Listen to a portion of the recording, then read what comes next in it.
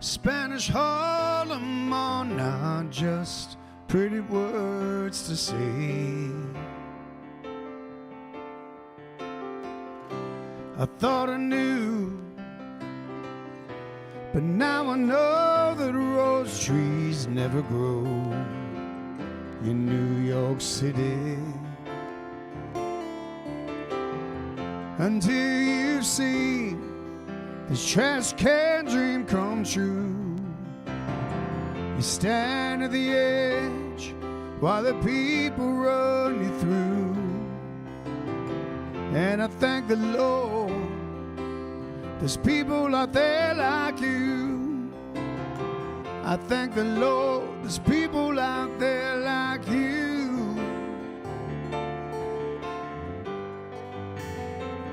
While Mona Lisas and Mad Hatters, sons of bankers, sons of lawyers, turn around and say good morning to the night.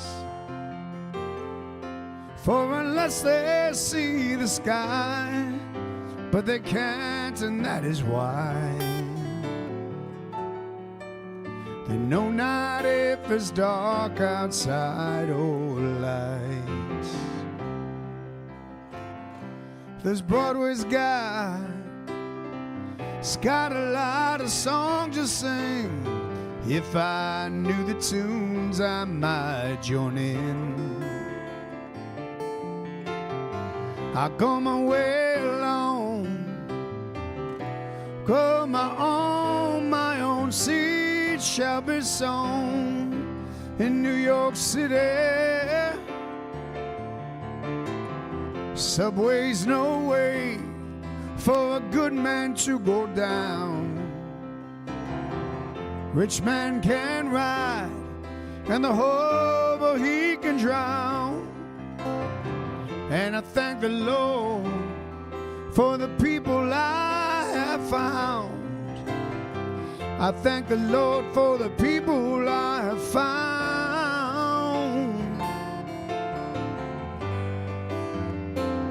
While Mona Lisas and Mad Hatters, sons of bankers, sons of lawyers, turn around and say good morning to the night. For unless they see the sky, but they can't, and that is why they know not if it's dark outside or light. And now I know Spanish Harlem are not just pretty words to say. I thought I knew, but now I know that rose trees never grow in New York City. Subway's no way for a good man to go down. Rich man can ride, and the hobo he can drown. And I thank the Lord for the people I have found. I thank the Lord for the people I have found.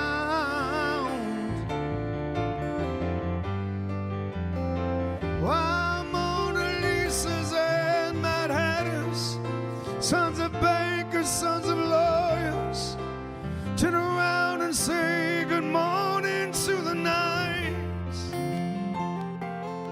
For unless they see the sky, but they can't, and that is why they know not if it's dark outside or light. Oh, now they know not if it's dark outside or light.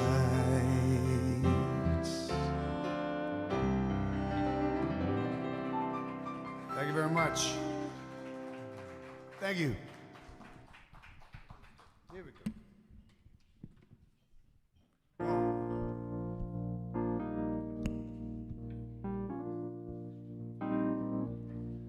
When you wake up on the floor like something washed up from the shore, and you can't take it anymore without a friend.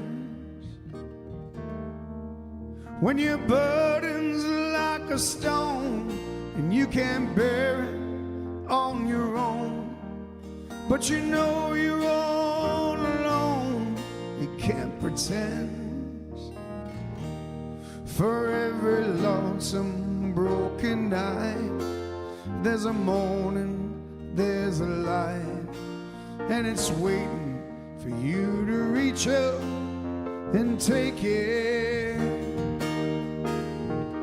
Heavy lifting, when you get knocked down on your knees, someday you're gonna need heavy lifting now. It might be silent, but it's strong, and it's been waiting all along. It doesn't care if you're right or wrong, it ain't going nowhere. For every lonesome, broken night, there's a morning, there's a light, and it's waiting for you to let yourself live it. Heavy lifting, when you get knocked down on your knees, someday you're gonna need heavy lifting now. Oh, heavy lifting now. Come on, Steve.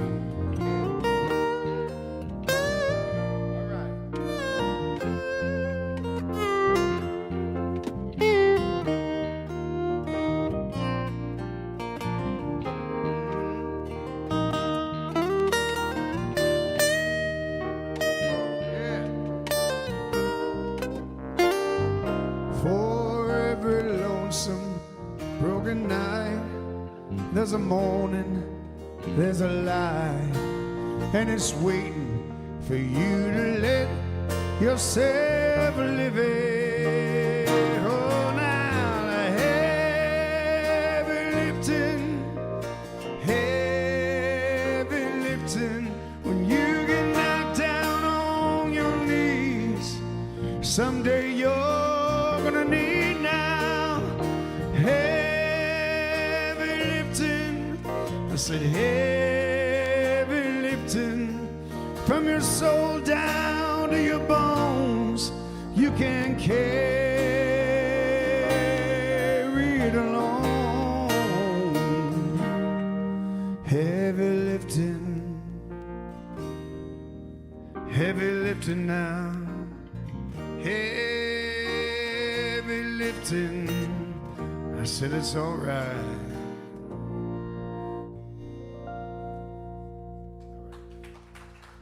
Thank you very much. Thank you.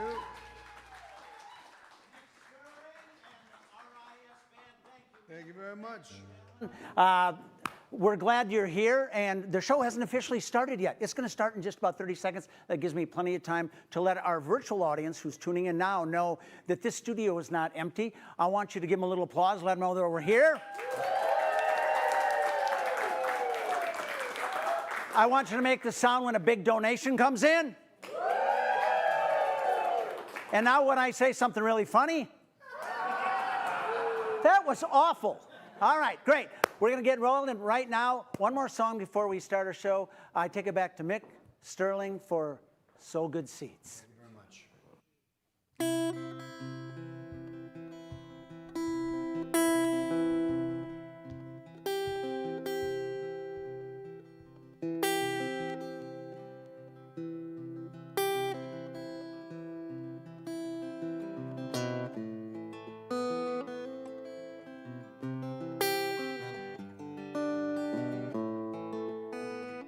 So good seeds, everybody. So good seeds, everybody. On the mountain, down in the valley, you're gonna reap just what you sow. So by walking, so by talking, so by everything you do, don't mind no one, keep on sowing. You're gonna reap just what you sow. So good seeds, everybody. So good seeds, everybody. On the mountain, down in the valley, you're gonna reap just what you sow. Hark the voice of Jesus calling, who will come and wake the dead. Tombs of mercy, harvest waiting. Here am I, oh mercy me. Come on, Steve.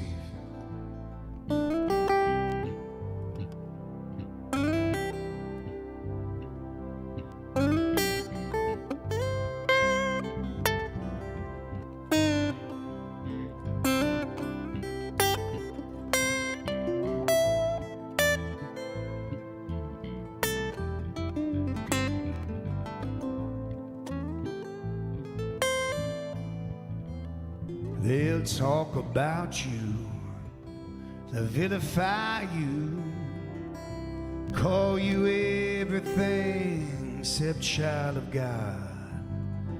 Pay no mind to what they're saying,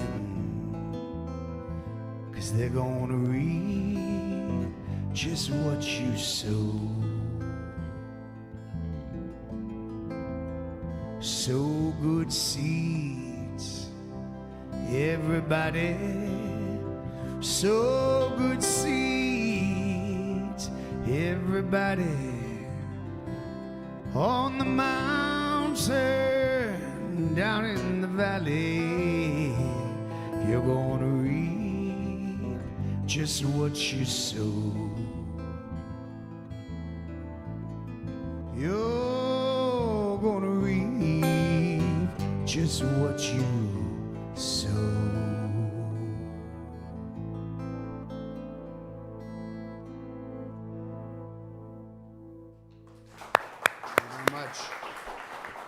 Thank you, Mick. Thank you, boys. You'll be back later. I'm sorry, the last time I was out here, I don't know if I introduced myself. My name is James Detmar, and I am honored to serve as your host, MC, for the 2021 Rain in Sarcoma Sowing Seeds of Hope Fall Fundraiser. And you may have guessed it for our virtual audience that we have a few of our sponsors have joined us here in the theater tonight. So when you hear their applause and their laughter and all that, you know it's the real deal. It is not ripped off from some soundtrack of an episode of Modern Family. But speaking of Modern Families, in terms of sowing seeds of hope in preparation for the 2022 growing season, this last year has been one for the books for many of our sarcoma families.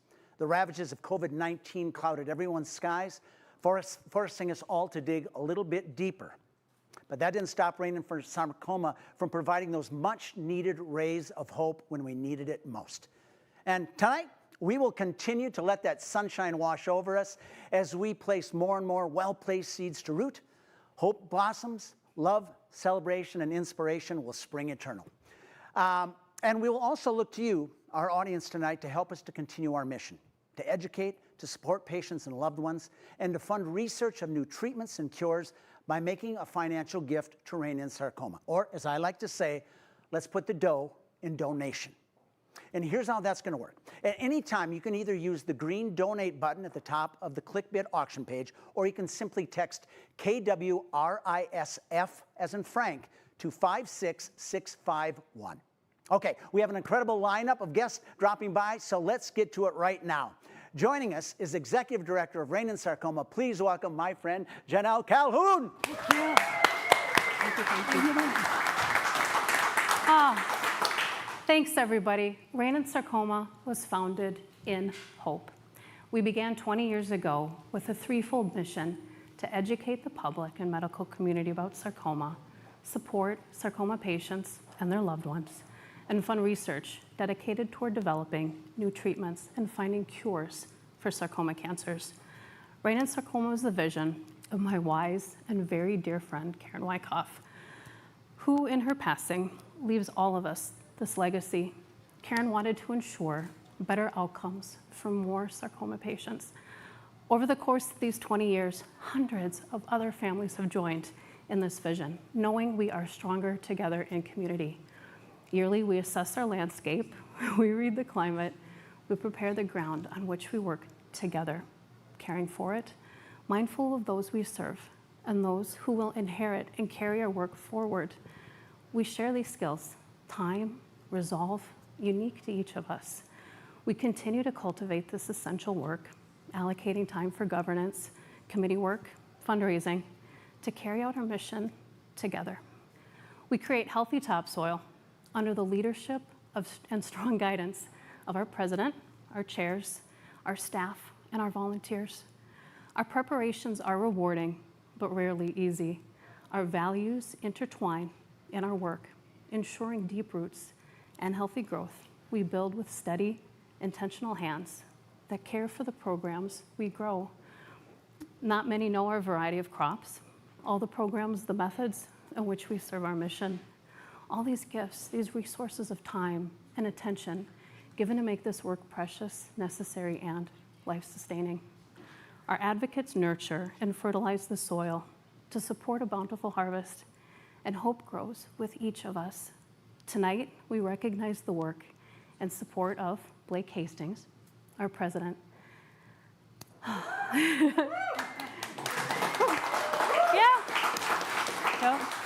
He's president of Oppidan Investment Company and president of our board of directors. Blake, along with his immediate and extended family, illustrate the values embedded in working together to support growth and hope. He's stepping down from his role as board president, and we're gonna miss you, and we know you're not gonna be very far away, but he uses his skills within our whole community, building to grow our mission, and we're very fortunate. We recognize and thank the Ryan companies for their financial support of our mission. They give us storage, they give us a lot of good positive energy and make sure that things for Party in the Park are always safe. Gresser and Primex by Gresser, based in Shakopee, Minnesota, understanding and continued support of Rain in Sarcoma and our mission. And to the Rockport Group, you rock. Thank you so much for your support. API Group, building great leaders and supporting the values of our mission. First-time Rain and Sarcoma supporter, we welcome Genentech. We deeply appreciate your values and endorsing the work of our community. And Epizyme, Janet, thank you. Thank you for your second year of sponsorship. Walzer Automotive, 6 years supporting Rain and Sarcoma through the Subaru's Share the Love campaign and as a first-time sponsor for this event tonight. We thank our production sponsors, Stage Shine Productions and AVEX. For research, teaching, training, advertising, we thank our medical advisory board members, mHealth, Fairview, Mayo Clinic, Children's Minnesota, Health Partners, and now we welcome the Medical College of Wisconsin. And of course, we could not have planned an event like this without amazing committee co-chairs, community members, volunteers, and staff. Thank you all. We started with hope, and we're creating a rich topsoil together. I ask you, join us tonight, see our impact, share your gifts with Rain and Sarcoma.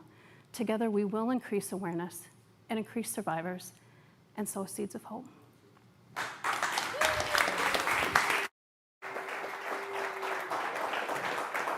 Yeah. Thank you, Janelle, for your remarkable insight, your passion, and your never say never attitude. You know, never say never are words that I immediately associate with one of our special guests tonight, Aubrey King. And although Aubrey will be joining us in the studio here a little later, here is just a glimpse of all she's faced with breathtaking resilience. Sowing the seeds of hope for me means speaking out and raising money for medical research. Hi, my name is Aubrey King. I'm 20 years old and have 4 different cancers. I was born with a brain tumor, have had 5 brain surgeries, 8 years of chemotherapy, and over 110 brain and spine MRIs. Since 2017, my brain tumor has been dormant, and for a few years I was starting to feel like a normal, healthy teenager. Then last summer, after being misdiagnosed with an ovarian cyst, I was then additionally diagnosed with 3 new cancers, the most serious being a PEComa, an uber-rare type of sarcoma. There is currently no cure for a PEComa, but the most radical course of action is surgery. So on August 3rd, 2020, I had a complete hysterectomy, including my ovaries. I had my right kidney removed and large sections of PEComa resected from my colon, spleen, and stomach. I went into immediate menopause and will now have to be on hormone replacement for the rest of my life. A remarkable story of fortitude and resilience, to be sure. And I cannot wait for you to meet Aubrey a little later tonight. I'm also excited for you to meet our next guest. Dr. Katie Dusenberry is a professor at the University of Minnesota in the Department of Radiation Oncology, and her legacy with Rain and Sarcoma is unmatched. Let's hear it for Katie. Hey! I am so glad you are here. You know, it was Glinda, the Good Witch, who said in The Wizard of Oz, it's always best to start at the beginning. So tell us about the beginning of RIS, the role you played, and how we have traveled to this point in time. Well, thank you. I'm glad to be here.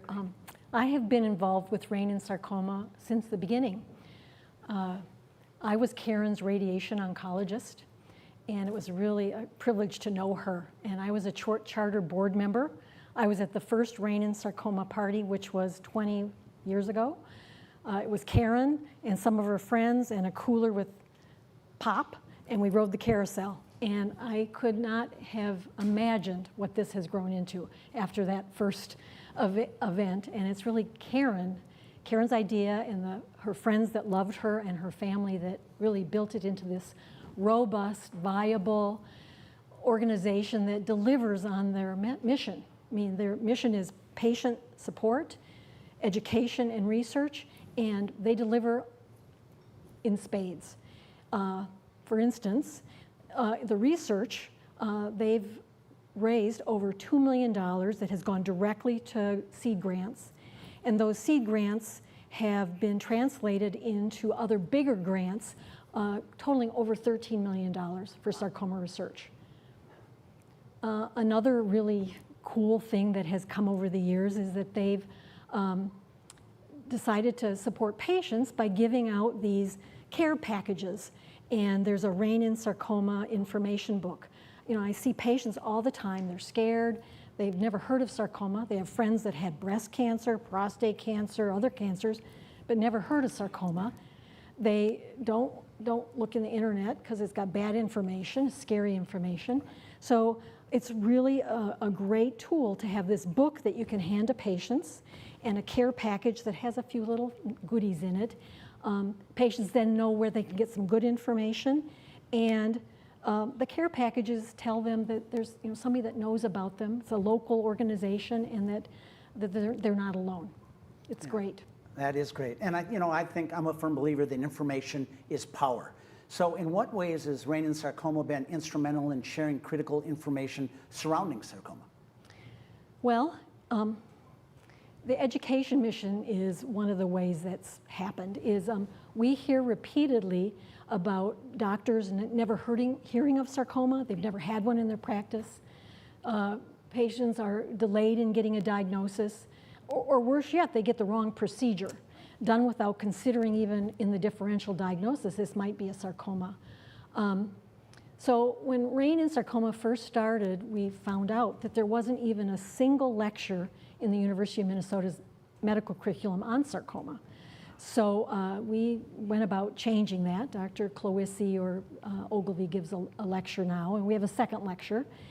And then it was partly my idea to embed some medical students into the school we'd give them a boot camp and teach them everything we could about sarcoma, and then tell them to go out and prosper and talk about sarcoma whenever they could, kind of be sarcoma evangelists among their peers.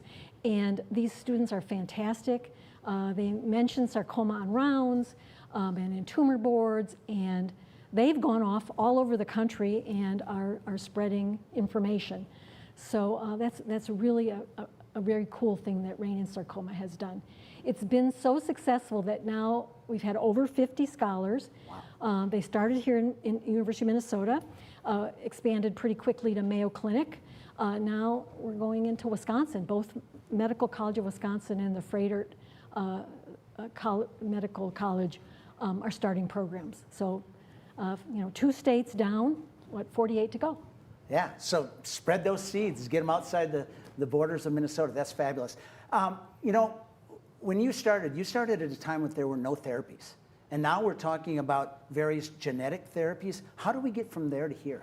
Well, it's been research. I mean, it's strong, steady research.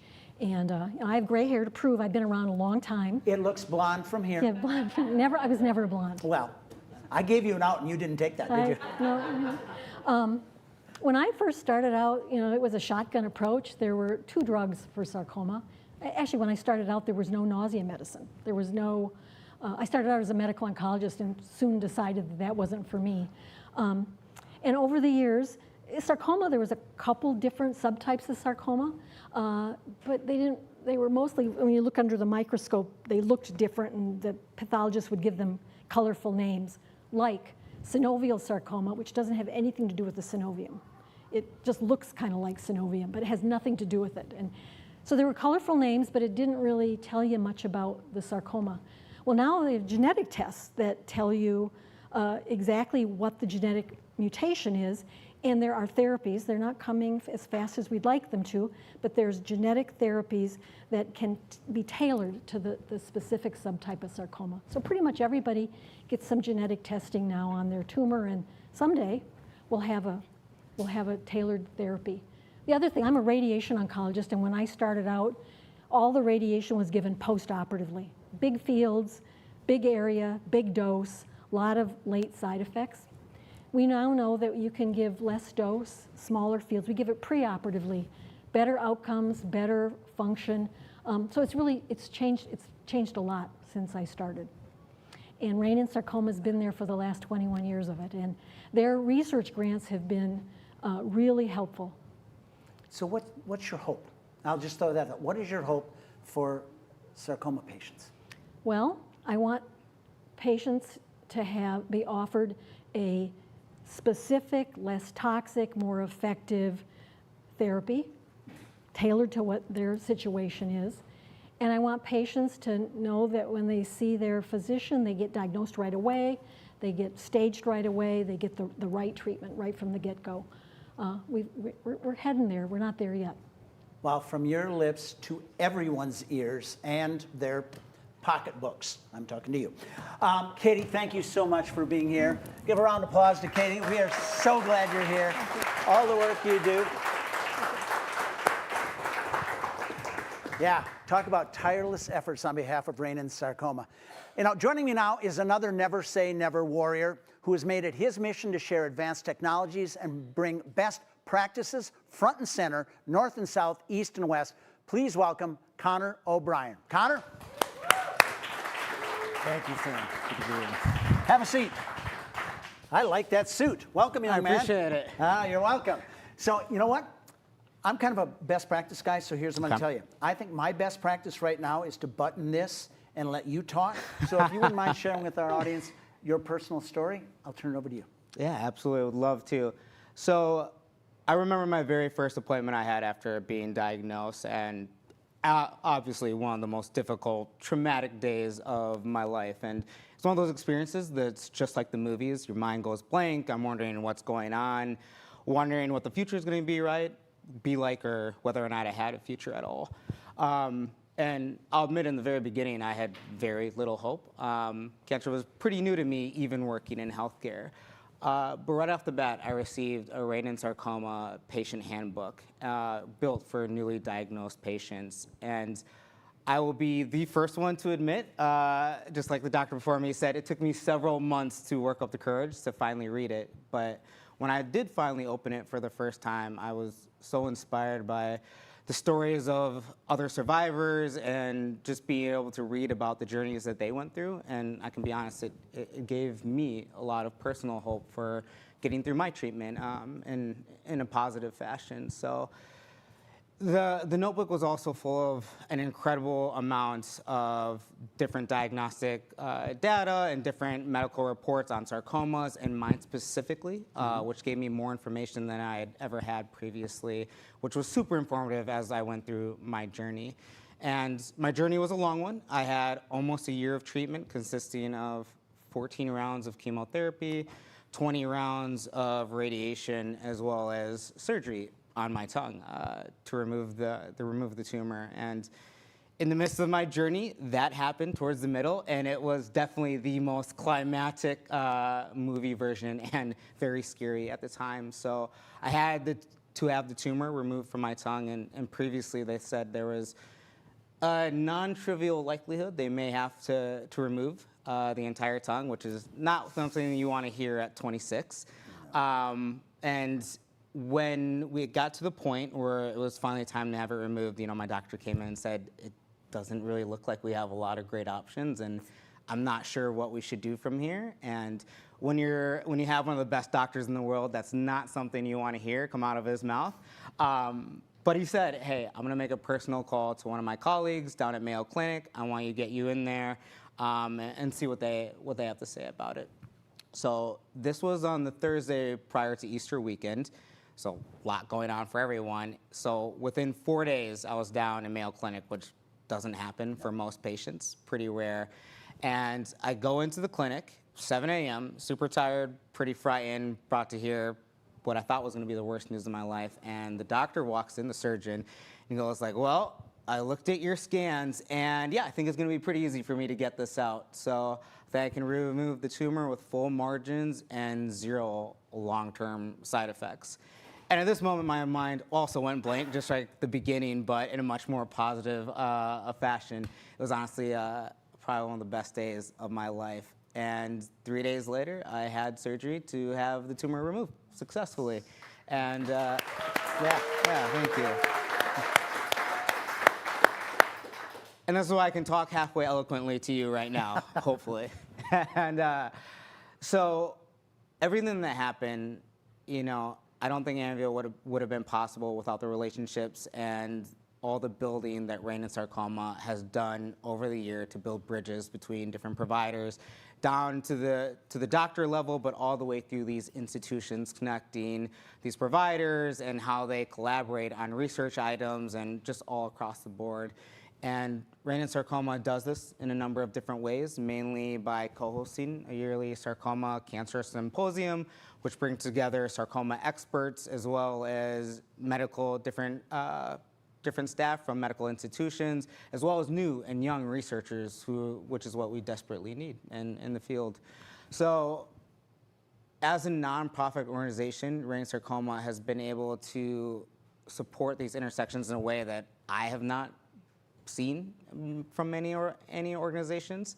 And they recently have doubled down on their investment by expanding their symposium for our Rain and Sarcoma student scholars and graduate student researchers to present their findings in sarcoma research in a professional setting, and hopefully encouraging them to move more deeply into the sarcoma research space.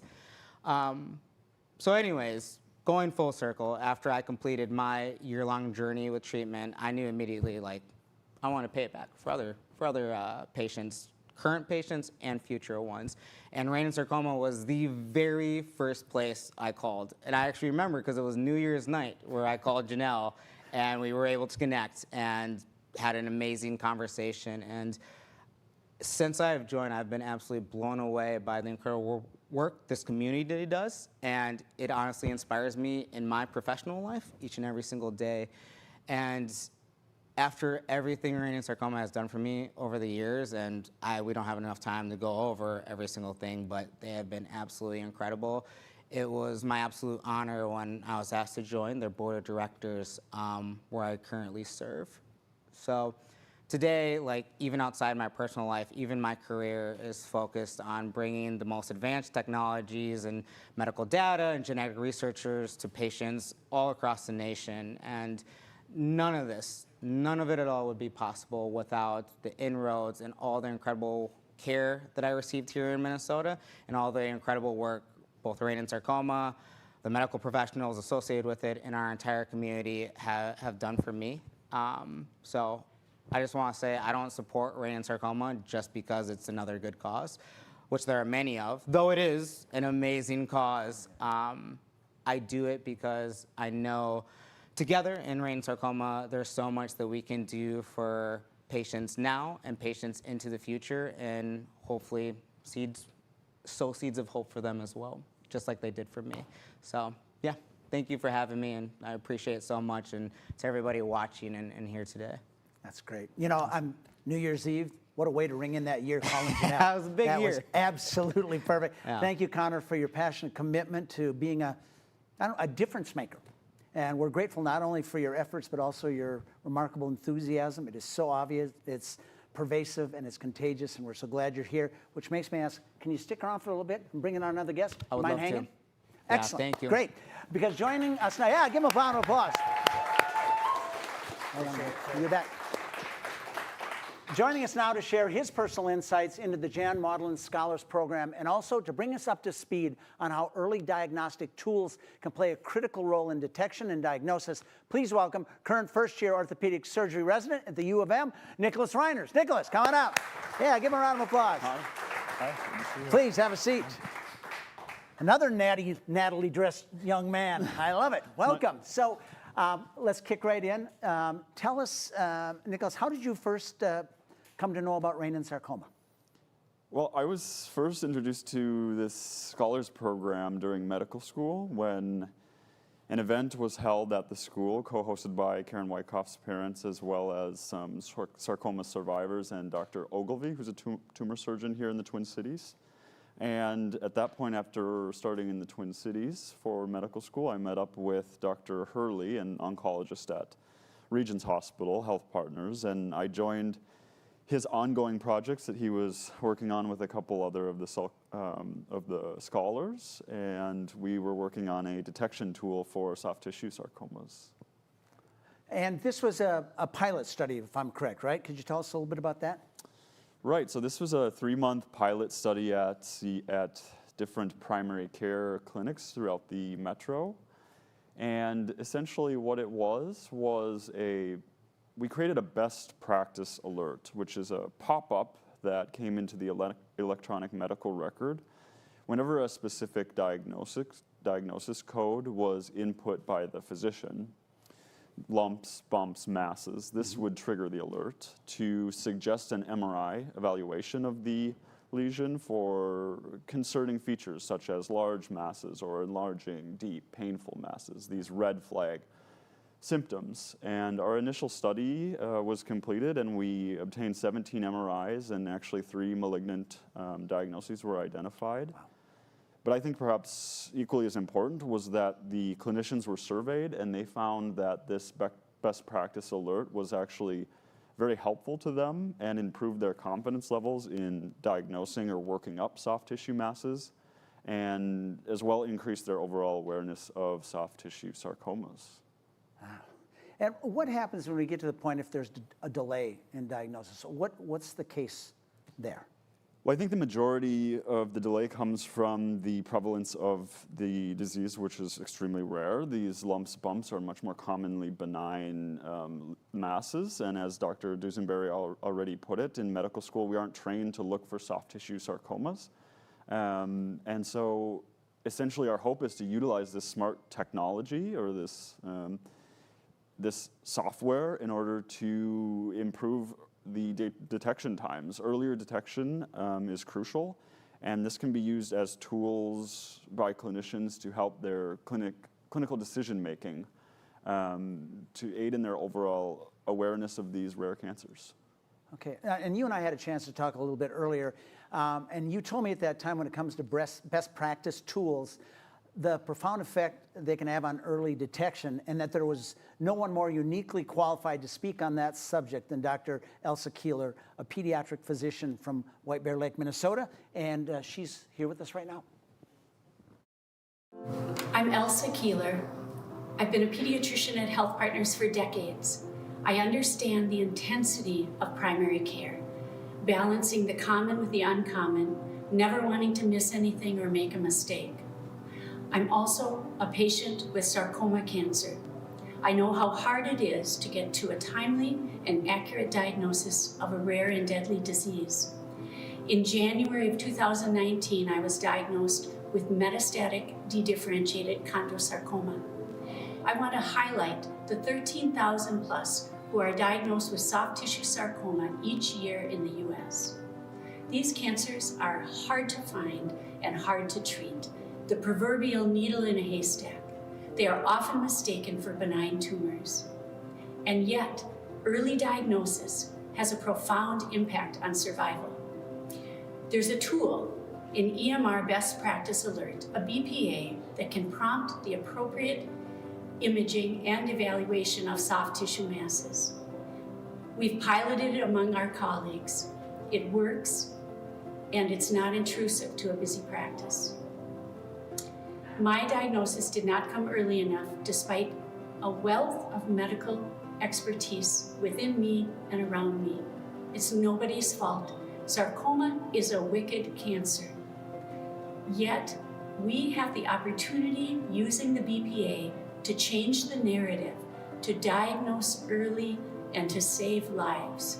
Let's harness the EMR to rein in sarcoma.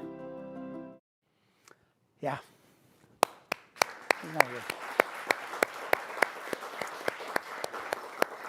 It's just so powerful. I want to thank Dr. Keeler for sharing her wisdom, her passion, and her candor with us this evening. Nicholas, any final thoughts you have before we wrap? I mean, I'd simply like to say that I came into this organization as a relative outsider. I didn't have any personal connection to friends or family with sarcoma, yet I've grown into this organization, and it's given me so much. And I think Renin Sarcoma is extremely well positioned to help promote and expand this very important diagnostic tool. And as a surgeon in training, I feel both a professional and personal obligation in order to continue working with the organization, because their support is so crucial to the mission. Well, I know they welcome your working with them as well. And thank you, Connor, for being here tonight. Your voices are a critical tool to help us sow more seeds of hope, and we're so glad that you're representative of that, and we're forever grateful. You know, when you take the right voice and use it to share a powerful message, anything is possible. Maudlin sarcoma scholar Christine Nachbor has used her voice in the battle against cancer, sowing seeds and raising awareness. It's not the diagnosis as much as the person who's behind it or with it that matters. To be some of the most powerful moments I've seen in my family and then as a medical student have been when you're just there with the patient.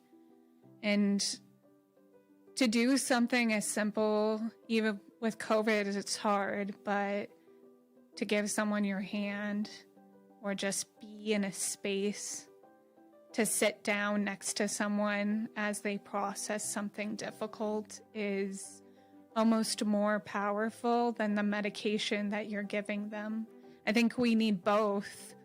We need the individualized targeting of these cancers, but we also need the humanity to really meet patients where they're at. As a medical student, there's a lot of pressure to be fast and efficient and see all your patients. But there's also power in just being with people, and I feel like that has come into my medical school practice as I've seen more and more patients. This program is extremely unique because it's a place where we have patients, families, students, and faculty all coming together. With the Red Flags Committee, you hear from patients and patient families about their lived experiences. From the providers, you meet them and they talk about the medical aspect of it. And then as a student, you get to grow and learn with this intersection between the communities that doesn't quite exist anywhere else in medicine and medical education.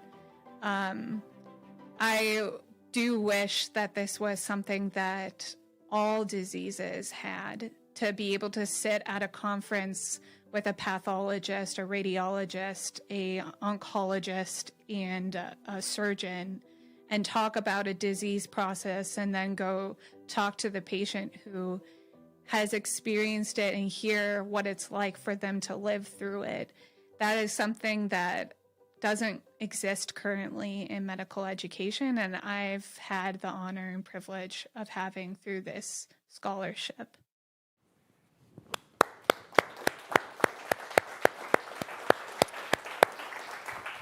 Thank you, Christine.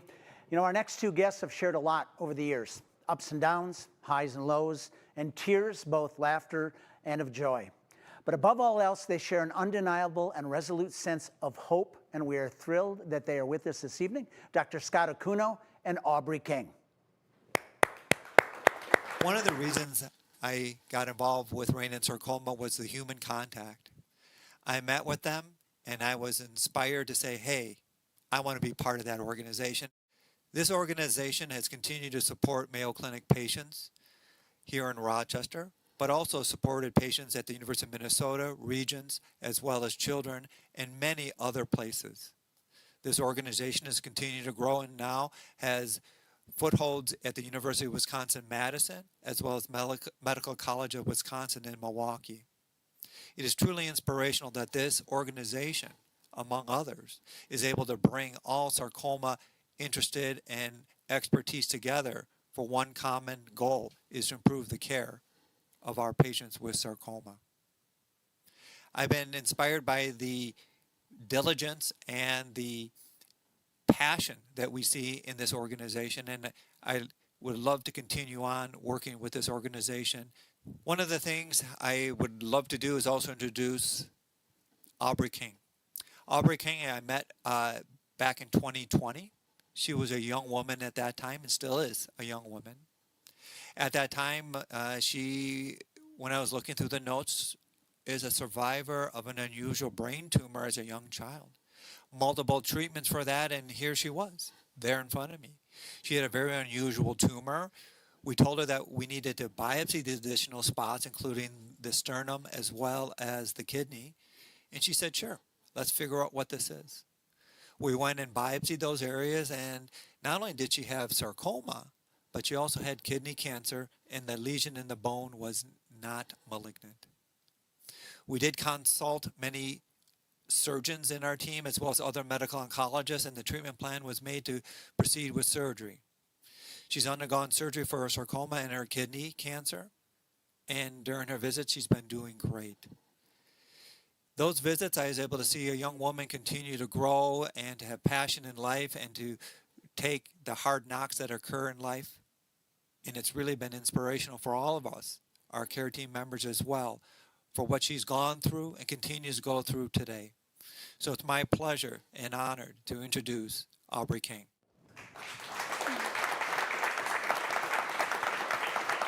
Thank you so much, Thank you so much, Dr. Akuno. I am so fortunate to have Dr. Akuno as my oncologist at Mayo Clinic, as I've already been a brain tumor patient there since I was 3 years old.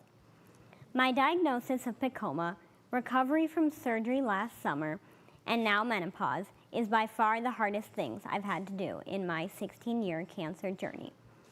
No one knows if or when this sarcoma will return, or how exactly we will treat it if it does. Now I'm adjusting to this new normal, which is definitely a process.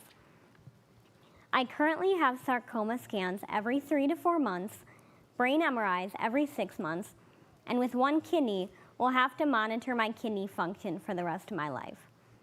I get weekly physical therapy and chiropractic help to alleviate some of the pain from all of my incisions and surgeries. Honestly, I have no memory of a time in my life when I was not being treated for cancer. However, 16 years of anything tends to become the norm. And I am here to tell you that for most part, my life has been great. Those who love me have never allowed me to believe I was sick or feel sorry for myself in any way. Hope was in the attitude of everyone around me. I was encouraged to appreciate the normal everyday activities when I was healthy enough to enjoy them. I felt good enough to go to school, and I have great friends who support me. I find hope in the amazing doctors at Mayo Clinic that have made it possible for me to have a fairly normal quality of life. I drive a car, I have traveled to Europe, Canada, and Mexico, and I played high school softball. Graduating from high school and then college is a tribute to their care. At the age of 3, my mom was told it was not likely I would live to see middle school. I'm proud to share that just this week, I started my dream career as a veterinary technician at Waconia Veterinary Clinic.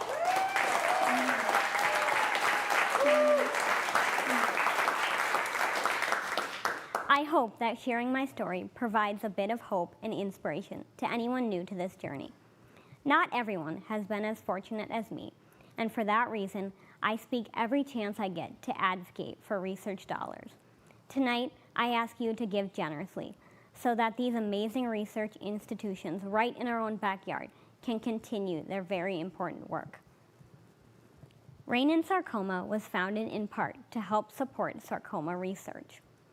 Tonight, I am pleased to announce the RIS Sarcoma Cancer Research Award recipients at Children's Hospital, Minnesota, to Dr. Chris Ann Schultz, pediatric oncologist, and Dr. Damon Olson, pediatric molecular pathologist, for Dicer 1 related sarcomas.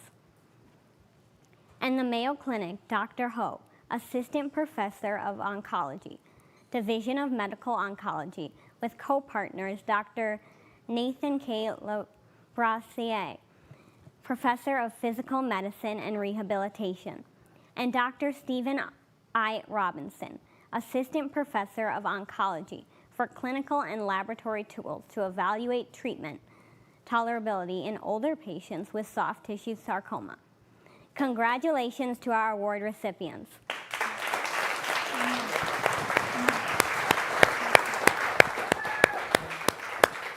Thank you so much, Aubrey. That's just inspirational at every possible level. And thank you to all our research award winners. Well deserved.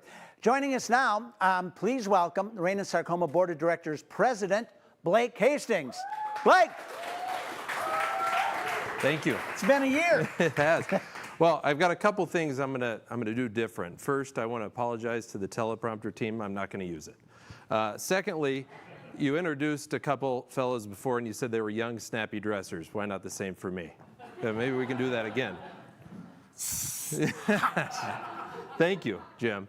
You're welcome. I'm Blake Hastings, president of Rain and Sarcoma. Since this is my last fall fundraiser, I kind of want to go a different route, and sorry for the team putting this together. But I want to talk and thank Janelle and the staff, because there's a lot that goes on, and we get the accolades a lot of the time up here getting to be in the public light of these events. So I want to give a round of applause, because there's a lot that goes on behind closed doors. So thank you.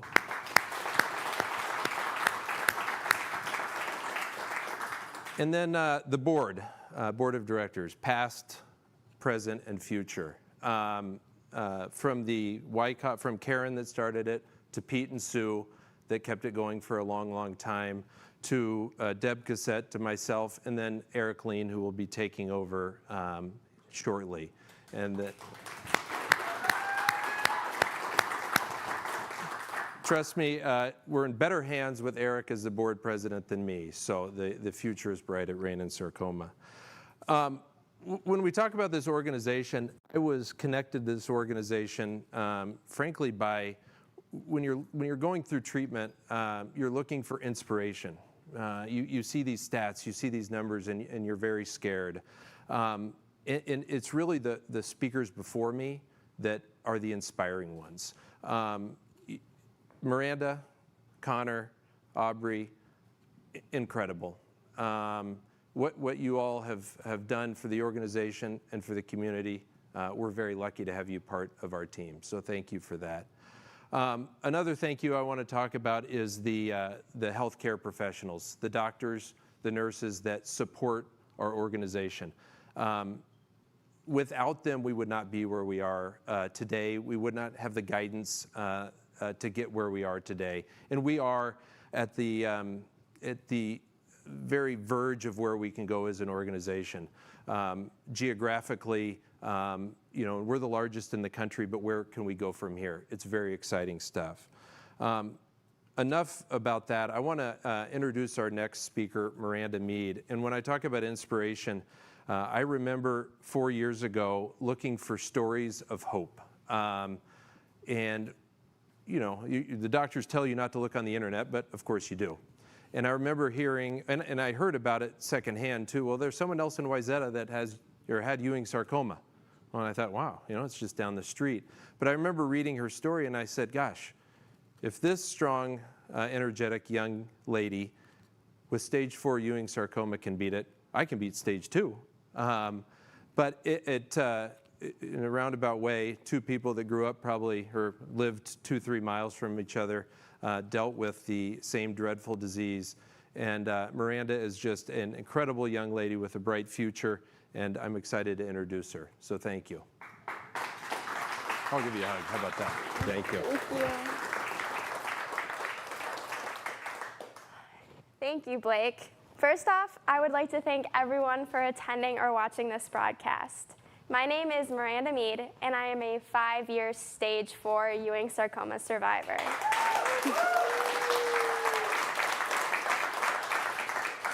This year's motto for Rain and Sarcoma's fall fundraiser is Sowing Seeds of Hope. For me, this really resonates, as hope is such a powerful driving factor. When I was first diagnosed with Ewing sarcoma on December 1st, 2015, I was given a 30% chance of survival as the cancer had spread from my sacrum to my lungs. While my prognosis was dismal, remaining hopeful was my only option. While searching for a deeper meaning as to the why I was diagnosed with cancer, I really found my purpose in helping other childhood cancer fighters.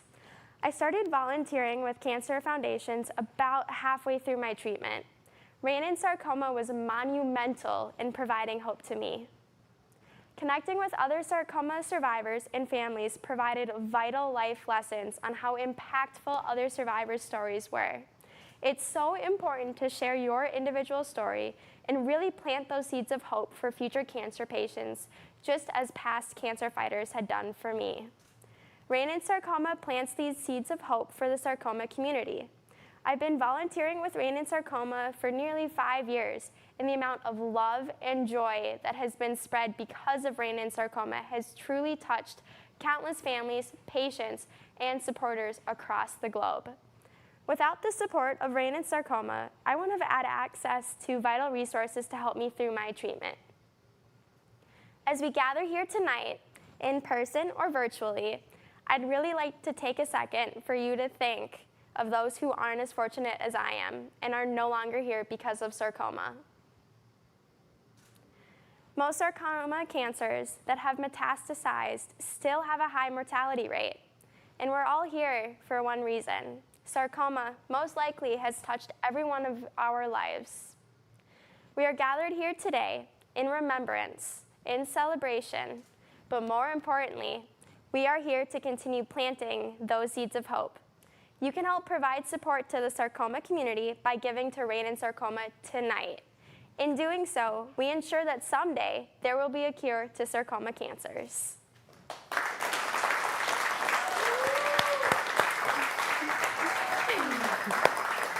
And remember, you can either use the green donate button on the top of the clickbait auction page, or you can simply text KWRISF as in Frank to 56651. And James, yeah. We were just informed that we have received a $25,000 gift from our development committee chairperson and his wife, Tom Boardman and Susie Boardman. Wow.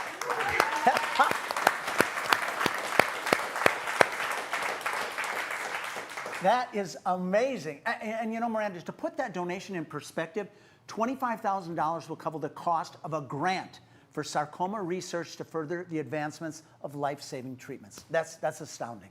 And so, folks, maybe you can't give $25,000 gift. That's fine. It's okay, but maybe a $10,000 gift is a possibility, or perhaps a $5,000 gift. I mean, there's so much a gift of $5,000 can do to help support our Rain in Sarcoma community. $5,000. And James, yeah. We just received a gift of $5,000. All right, nice. Yeah, I just looked at the name of who it was from, and I think you should reveal this particular donor, Miranda. Okay. That donation comes to us from Julie and Bryce Mead.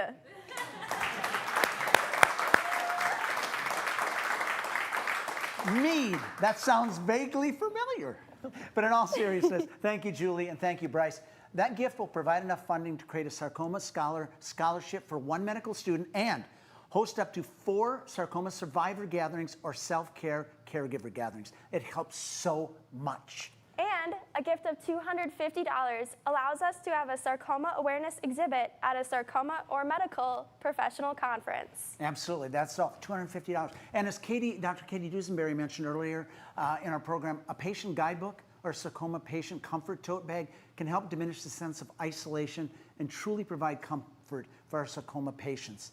And a donation of just $75 can assure the patient receives both of those items. It's so inexpensive and yet so powerful and so informative. $75, if you can.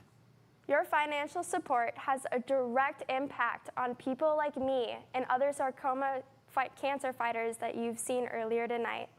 With your generosity, Rain in Sarcoma will be able to continue supporting those who really need it the most. And you know what? I just looked over your shoulder and saw that we just got $5,000 from Jennifer. How about a round of applause for Jennifer? I'll take 5 on that for the 5.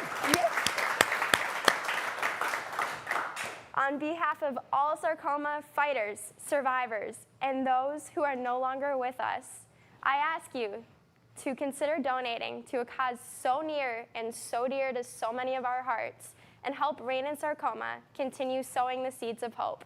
Yeah, and I'm pretending like I'm stalling because there's something coming up on the board.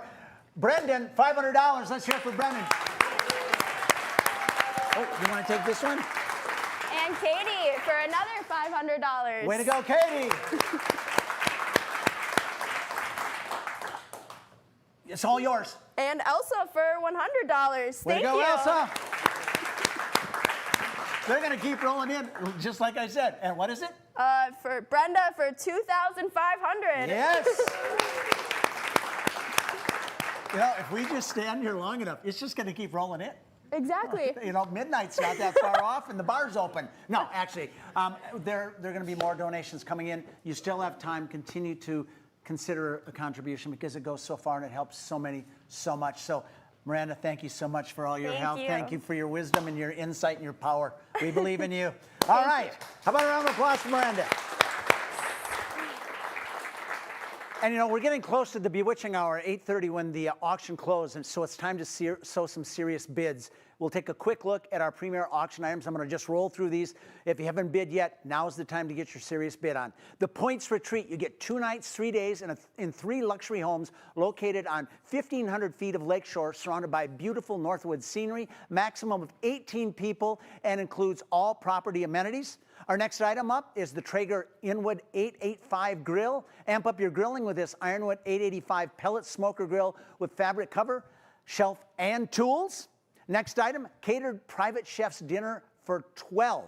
The gentleman forager Mike Kempenich, a leader in the local core dining, wild foraging, and vertical urban farming movements, will prepare a private chef's dinner for you at your home. The menu will include a signature foraged wild food and designed with your input. Rain and Sarcoma will pay for the food. All you have to do is invite friends and family and enjoy. Next item, there's a series of $500 gift cards to Commonwealth companies, Nordstrom's and Tiffany's. They're all there and available. Next item, 3 days, 2 nights, Superior Shores Lakeside Condo, located just 2 miles north of Two Harbors on beautiful Lake Superior. It's a 2-bedroom, 2-bath, plus a master loft, which sleeps 6. Enjoy a fully furnished kitchen, living room with gas fireplace, dining area, all have dramatic lake views. Next item, Gopher football tickets. Come on, row the boat. Field experience, 4 lower-level tickets to the Saturday, November 6th home game against the Illinois Fighting Illini, including field access for a portion of the game where you'll meet personally escorted by the Associate U of M Athletic Director, Mark Ryan. Oh, this one, here go the bids. Bourbon tasting experience. There it is. Yeah, yeehaw! Right up, Cowboys. All right, bourbon testing experience for 8. Host 8 friends in your home for a bourbon tasting with renowned bourbon blogger from www.bourbonbanter.com, Luke Castle. Luke! They're not saying boo, they're saying Luke. All right, the tasting will include private barrels selected from Buffalo Trace, Four Roses, and other Kentucky distilleries. And Sri Lankan dinner for 8, backed by popular demand. This is the best way to entertain family and friends post-pandemic with a menu crafted just for you, enjoying numerous dishes in the comfort of your own home. 2 bottles of wine are included, as is dish duty. And finally, private wine tasting class. Private wine tasting class for up to 20 people. A wine expert will present and discuss each delicious wine during your 2-hour experience. All stemware and educational handouts for the tasting notes provided by Total Wine and more. Silent auction is closing at 8:30. If you haven't got your bids in, you got to get them in right now. Now, here's the deal. If you are an auction winner, if you're the top bidder, you will receive a text letting you know that you've won. And to all of our winners and those who have donated throughout the evening, you can go through ClickBid app. Please check out in the app using the red checkout button. Well, that was fast. I got through all that. Now, what a remarkable evening it has been. The generosity on display has been, it's hard to get through. Nothing short of incredible and extraordinary. And we are moved by your incredible support. To all of our guests, thank you for sharing your wisdom, your compelling stories, and your hearts with us this evening. You are an inspiration. And again, thank you to our sponsors for helping make this evening possible. And as we close out the evening, I'll leave you with one final image. Even though the future is unknown, when we approach it together, it is much less daunting and much more hopeful. So let's continue to reach out, grab a hand, and march without hesitation on the path filled with promise, sowing seeds of hope as we all move forward into the mystic.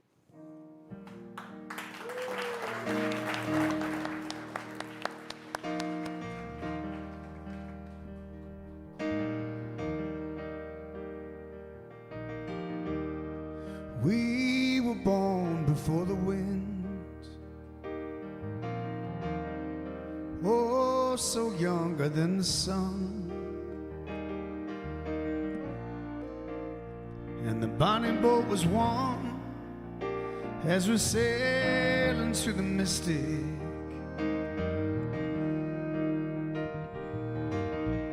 Lord, I can hear the sailors cry, smell the sea and feel the sky. Let your soul and spirit fly when we're sailing into the mystic now.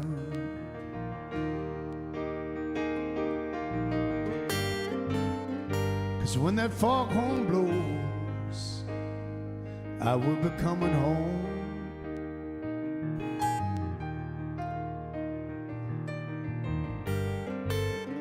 So when that foghorn blows, I want to hear it. I don't have to fear it. Said it, I want to rock your gypsy soul. Just like way back in the days of old. Well, magnificently will flow, sailing in now to the mystic bay. Oh my, yeah.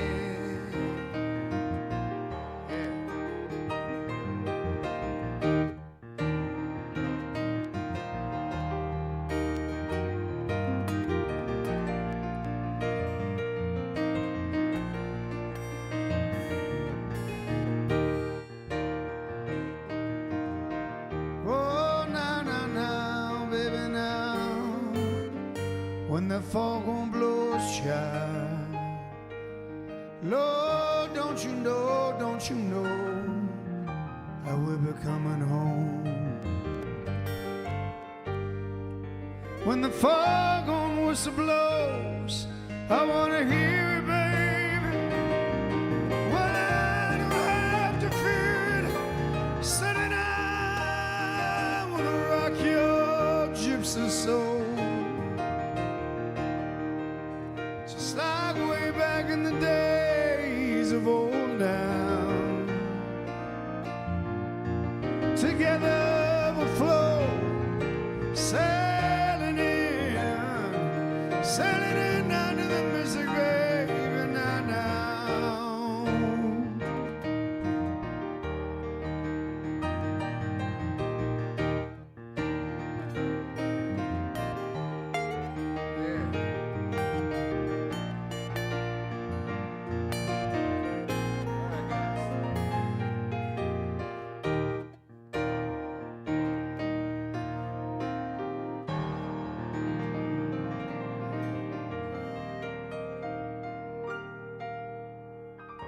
Yes. Thank you very much. How about it with these amazing band? Thank you.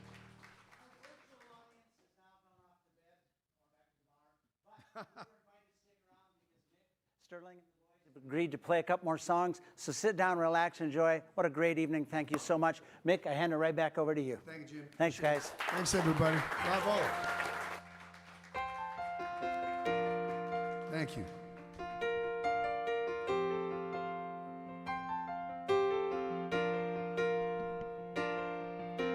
Leave on